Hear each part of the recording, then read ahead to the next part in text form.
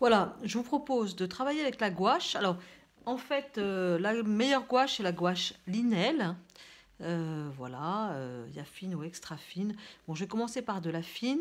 Donc, je vais prendre déjà pour l'instant du blanc que je vais mélanger à une autre gouache, enfin une peinture très intense, qui est cette marque-là, que peut-être que certains connaissent, qui est une marque coréenne. Voilà, qui est assez dense.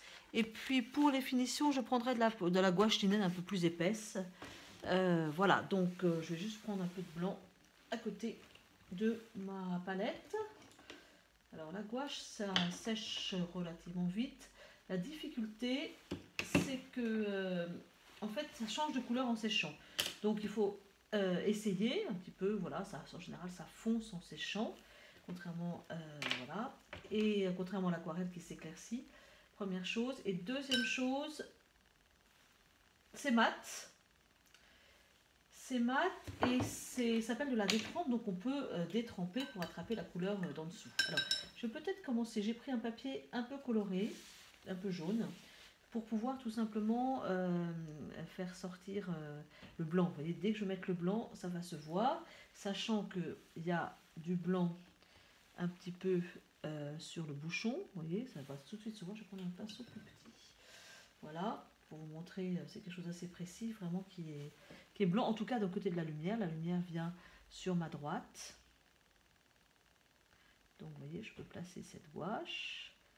Et en fait, après, je vais mettre plus d'eau. Donc le côté qui a plus de peinture va tout simplement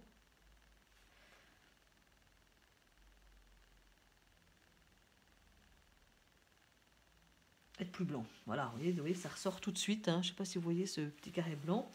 Les éclats, on le mettra par-dessus, mais je peux déjà en indiquer quelques-uns. Les petits éclats, c'est ça qui m'intéressait. Hop, alors je suis pas sûre que ça soit... Ouais, s'il y a un grand éclat ici, je peux les mettre pour les repérer déjà. Sur mes grandes potiches, là, il n'y a pas tellement d'éclat. Donc, je vais pas mettre du blanc-blanc, je vais mettre un espèce de blanc-gris. Enfin, un gris, quoi, en fait. Un gris assez clair, avec un petit un peu bleuté dedans.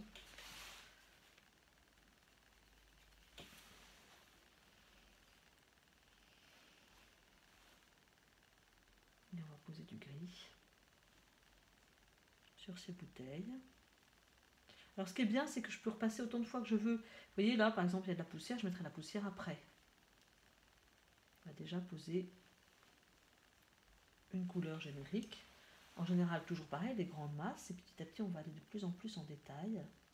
Alors c'est pas aussi transparent que l'aquarelle, c'est même mat, c'est même opaque, mais on peut mettre plus ou moins d'eau. Là, moi, j'ai l'habitude de l'aquarelle, donc je commence avec pas trop de...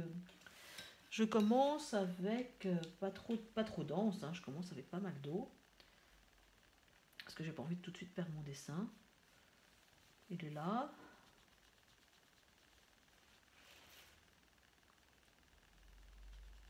Alors, vous voyez ici, ça commence à sécher. Enfin, je détrempe, voilà, pour tirer.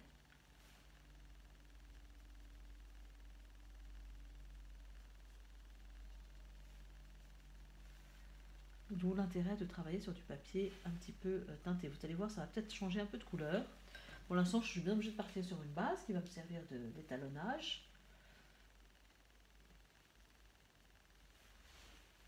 Alors en fait, j'ai regardé ce qui était plutôt froid ou plutôt chaud. En fait, mes bouteilles, elles ont un gris un petit peu, froid. Donc j'ai mis un peu de bleu dedans.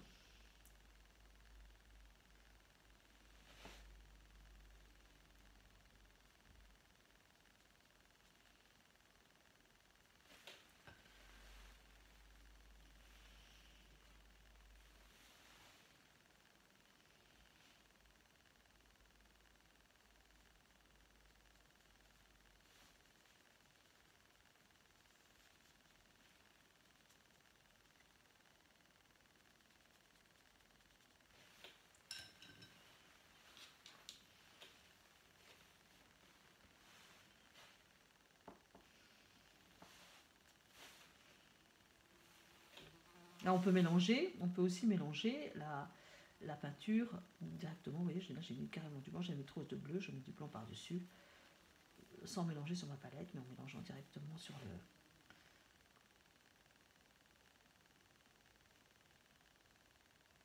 sur le papier.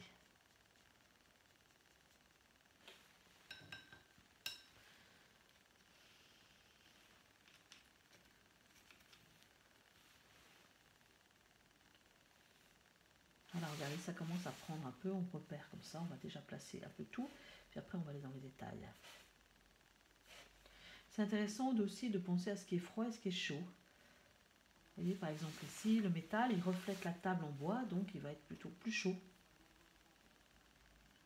On peut jouer là-dessus. C'est le médium qu'utilisent les joailliers quand ils dessinent des bijoux. Ils dessinent avec de la gouache, ça peut faire des choses très précises et avec des coups d'éclat justement assez beaux. Et c'est assez fin, assez précis.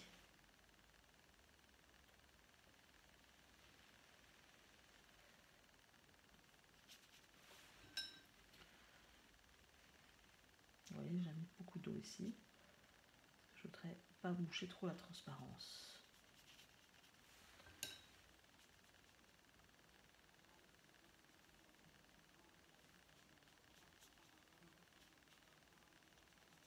Je suis prudente.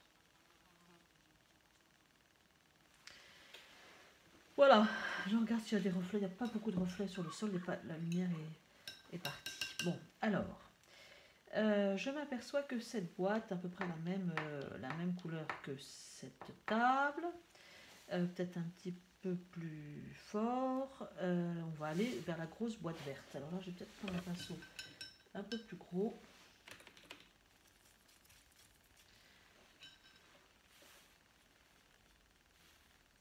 On va la poser légèrement. Il y a pas mal de reflets. Donc pour l'instant, je ne m'occupe pas des reflets. Hein. Alors je mettrai par-dessus. C'est pas assez dense. Trop d'eau, trop aquarellé. Et c'est pas tout à fait la bonne couleur. Donc on va faire des mélanges. C'est un vert qui est plus foncé, donc je vais mettre du bleu dedans. Voilà. Alors on va essayer de... Alors c'est pas très grave si je dépasse, parce que je reprendrai après. Mais on va quand même essayer de faire attention. De positionner la boîte. Alors j'ai bouffé le reflet qui était dedans, mais c'est pas grave parce que je l'ai repéré, je sais qu'il est là en dessous, je le remettrai après. Il ne faut pas avoir peur de perdre pour mieux retrouver ensuite.